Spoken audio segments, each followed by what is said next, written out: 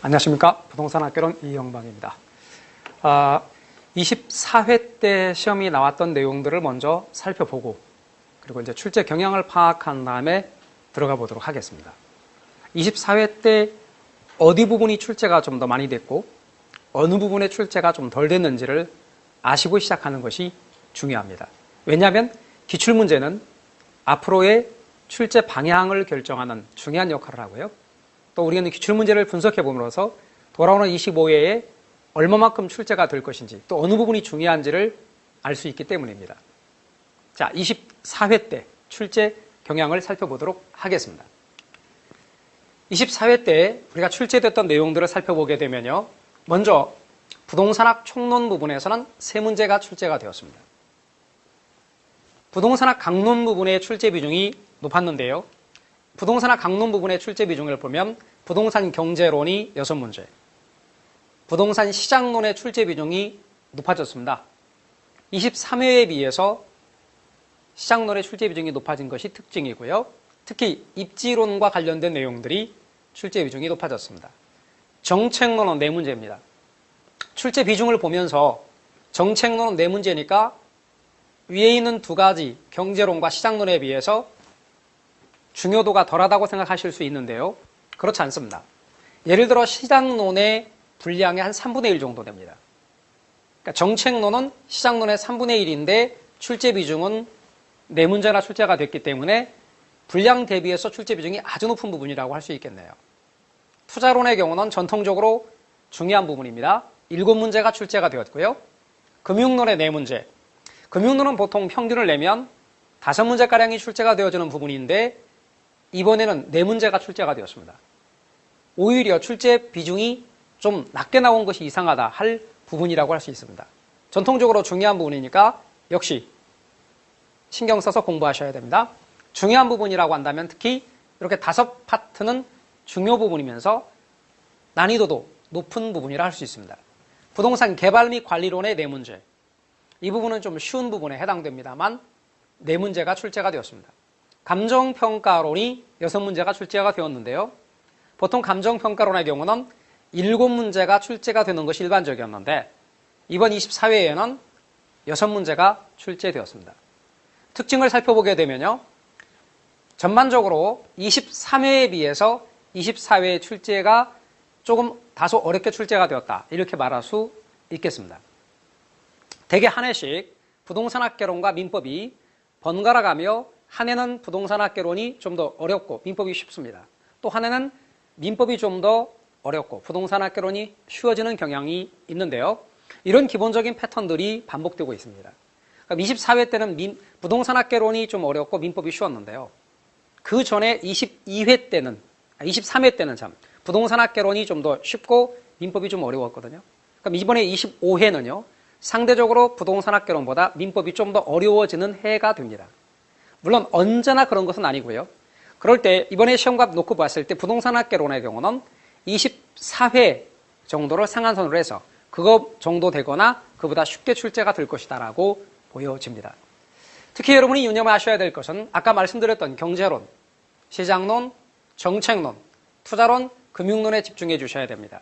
여기에 이렇게 분류한 것은 국토부에서 정해진 표준 목차이기 때문에 앞으로의 책도 이런 순서를 지키면서 책이 만들어질 것이고요.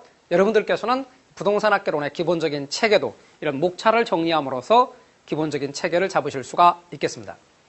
계산 문제는 7문제가 출제가 되었는데요. 어렵지 않게 출제되는 경향이 있습니다. 6문제가량이 비교적 쉽게 출제가 되었고 한 문제만 조금 난이도가 있는 문제가 나왔습니다. 계산 문제는 7문제를 모두 맞출 수 있는데 꼭 그럴 필요는 없고요. 한 4개 정도 이상 맞추겠다 이런 마음 가지고 하시면 좀 편안하게 접근하실 수 있습니다. 합격이 과락 40점 이상, 평균 60점만 되면 합격하실 수 있기 때문에 큰 부담 없이 여러분께서 공부를 하신다면 합격점에 도달하실 수 있으리라고 보여집니다. 지금부터 차근차근 기초과정부터 시작해서 시험 때까지 공부를 진행해 나가신다면 틀림없이 좋은 결과가 있으리라고 생각이 됩니다. 자, 그렇다면 이제 우리 정상적으로 순서 나가보도록 하겠습니다. 자, 부동산학 우리 총론에서부터 시작을 해보도록 하죠. 부동산학 총론과 관련돼서 이야기할 주제 부분은요. 부동산학 소설, 그리고 부동산 개념, 부동산의 용어, 부동산 특성 이렇게 분류를 할 수가 있습니다. 자, 그럼 이제 부동산학 서설과 관련된 내용들을 정리를 해보면 이렇습니다. 제일 처음에 부동산학의 정의가 있습니다. 부동산학의 정의가 나옵니다. 민법 시간에 민법에 대해서 민법의 정의를 이야기하고 공법 시간에 공법의 정의에 대해서 이야기를 합니다만 민법의 정의나 공법의 정의가 시험에 출제가 된 적은 없습니다. 그러나 부동산학만큼은 그 정의가 3번에 걸쳐서 출제가 되었었는데요. 부동산학의 정의가 무지무지 중요해서 출제가 됐다기보다는 부동산학의 역사는 아주 짧습니다. 1970년도에 우리나라의 부동산학이 처음 소개가 됐고요. 이 짧은 기간 동안에 부동산학이 발전해 왔습니다. 그렇기 때문에 부동산학이 무엇인지 어필할 필요가 있었던 것이죠.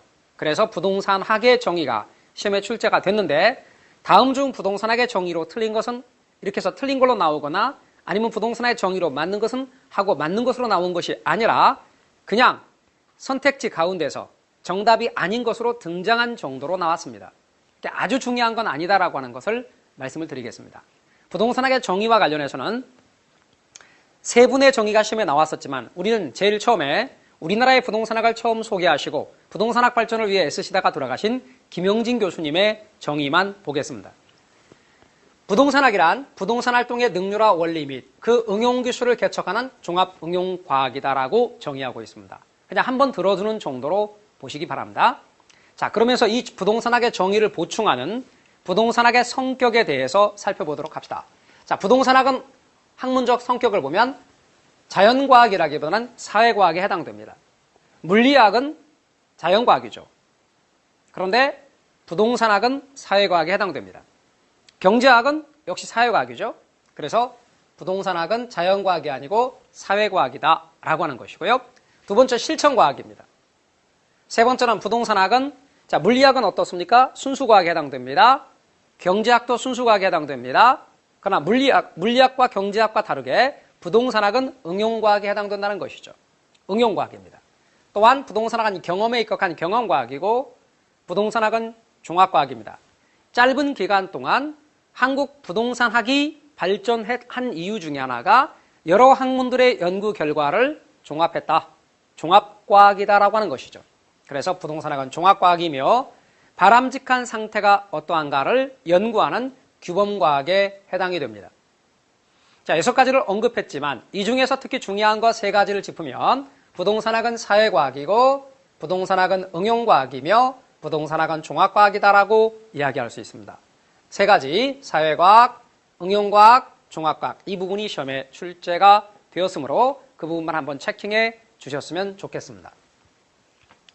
자, 이제 부동산학에서 여러분이 유념해야 될 것 중에 하나가 복합 개념이 나오는데요. 이 복합이라는 말의 의미를 여러분이 알아두십시오. 복합이란 말을 우리말로 말해보면 이런 의미를 담고 있습니다. 함께라는 의미입니다. 함께. 우리말로 하면 함께 그렇습니다. 그러면 함께라는 말이 뭐냐? 여러분 복합 개념이라고 하는 것은 3가지의 개념을 함께 고려한다는 얘기죠.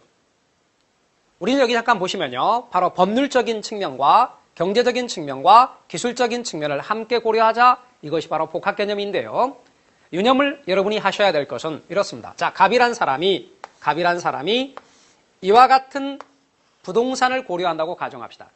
그러면 얘가 법적으로 문제가 있는지 없는지 따져봐야겠죠. 예를 들어서 하루만 있다 사면 갑이란 사람이 세금을 내지 않고 전 주인이 내야 되는데 하루 일찍 삼에 따라서 갑이란 사람이 세금을 내게 됐어요. 전 주인이 내야 될 세금을 부당하게 승계하는 경우입니다. 후일에 재건축이 불가능한 건물을 샀어요. 아니면 수용 대상이 되는 토지를 샀어요. 이런 일이 발생할 수 있거든요. 법적인 측면을 고려해야 될 것이다. 두 번째는요. 언제 사는 게 좋을까 하는 거죠. 경기 변동의 흐름으로 볼 때 가격이 쌀 때 사고 비쌀 때 팔아야 되는데 잘 모르고 거꾸로 했어요. 비쌀 때 사고 쌀 때 팔고. 요거 한 3번만 하면 망합니다. 여러분 자산관리의 기본은 부동산의 매입과 매각에서 시작되는 거죠. 또요. 수익성 판단을 잘못했어요. 수익이 날 것으로 생각했는데 수익이 나지 않았어요. 또는요. 입지 선정을 잘못했어요.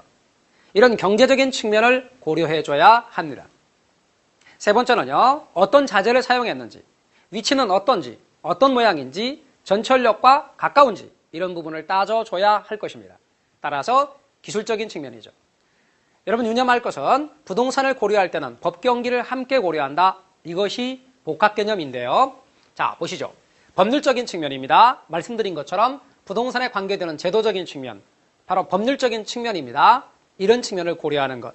경제적 측면은 부동산의 가격에 관련되어 있는 측면으로 경제적인 측면을 말하는 것이고요. 기술적인 측면은 부동산 공간의 이용 기법적인 측면인데 부동산을 고려할 때는 법경기를 함께 고려해야 된다.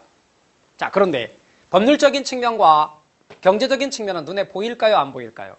안 보이겠죠.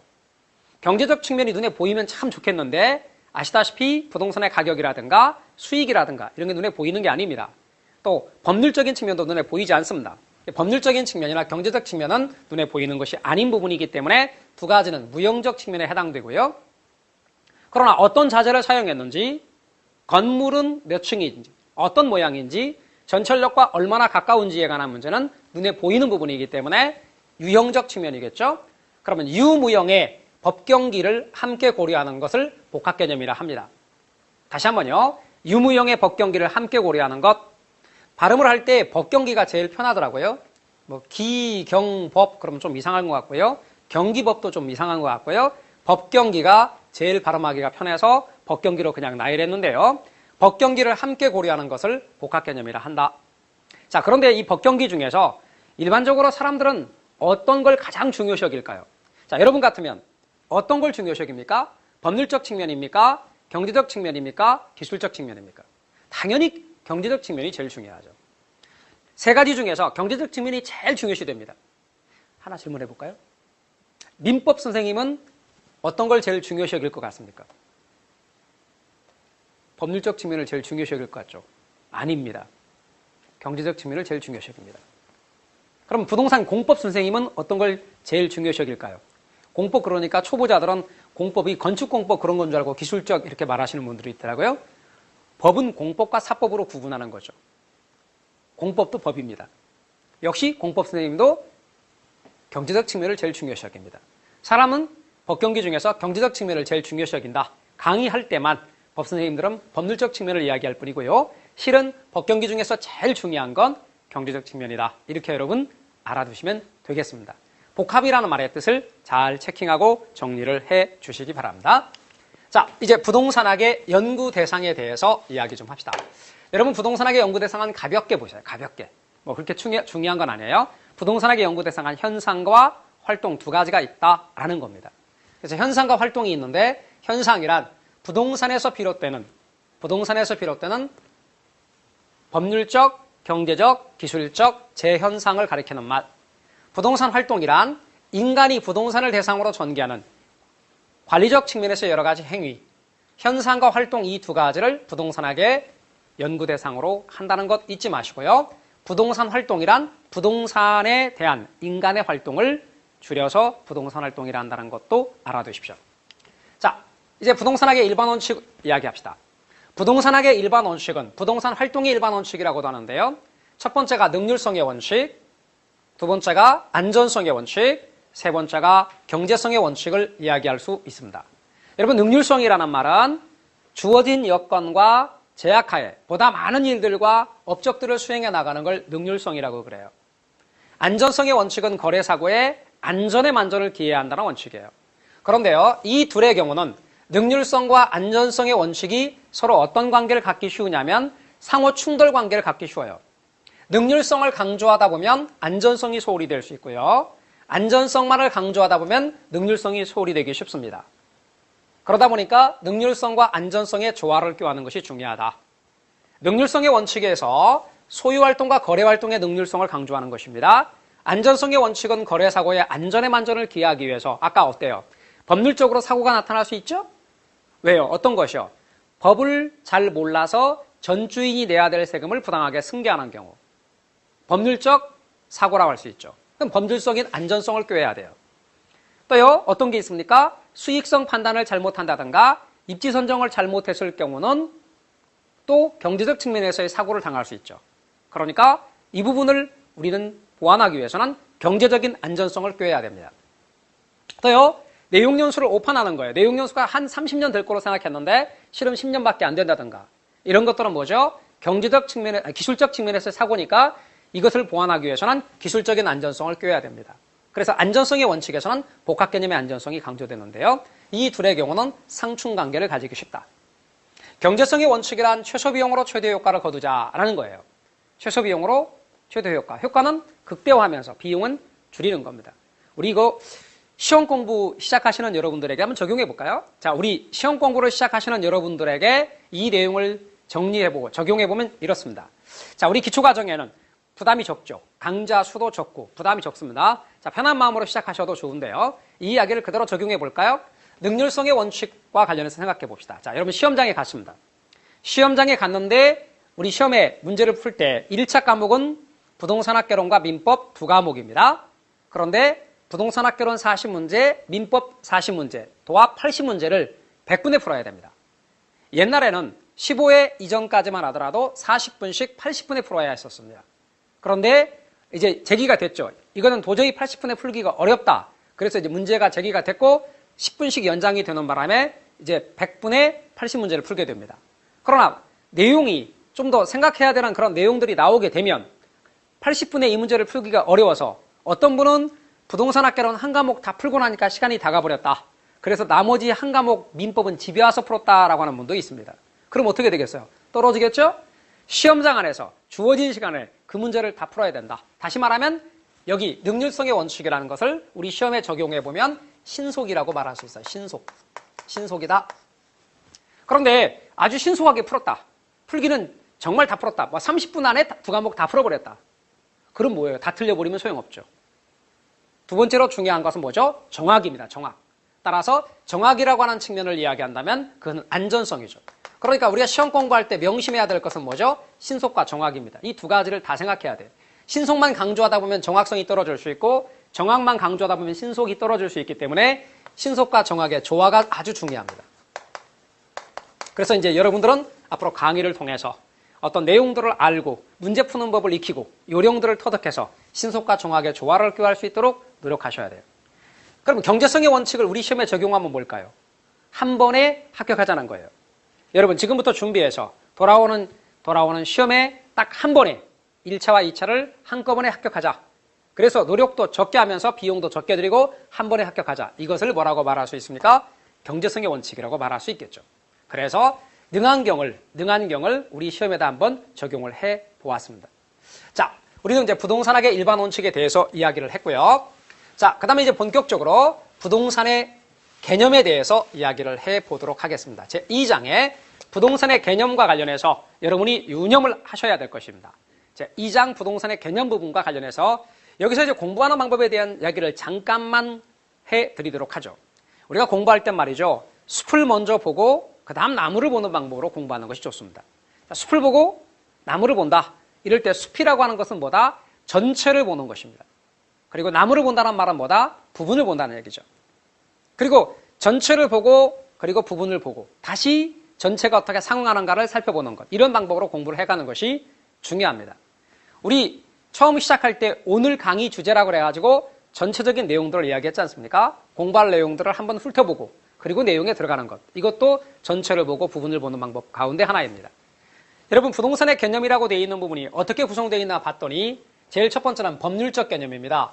이 제도적 개념과 법률적 개념은 같은 말입니다. 두 번째는 경제적 개념이고요. 세 번째는 기술적이 물리적입니다. 그러니까 다시 표현해 보면요. 제도적 개념이라는 말을 법률적 개념이다라고 이야기할 수 있고요. 두 번째는 경제적 개념, 세 번째는 물리적 개념입니다. 여기서 물리적 개념이다 이렇게 말할 때 물리적이란 기술적을 가리키는 것이죠. 그리고 이 세 가지를 함께 우리는 고려할 때 복합 개념이라 했죠. 그럼 파트가 네 파트네요. 법률적 개념, 경제적 개념, 물리적 개념, 그리고 복합 개념 이렇게 됩니다. 그럼 우리는 제도적 개념에 대해서 이야기를 먼저 해보도록 하겠습니다. 자, 제도적 개념에 대해서 이야기를 해보도록 하죠. 여러분 제도적 개념에는 부동산의 개념 가운데 제도적 개념은 법률적 개념인데요. 여기에는 협의의 부동산과 광의의 부동산이 있습니다. 협의의 부동산과 광의의 부동산으로 구분하는데요. 협의의 부동산은 민법상 부동산입니다. 우리 민법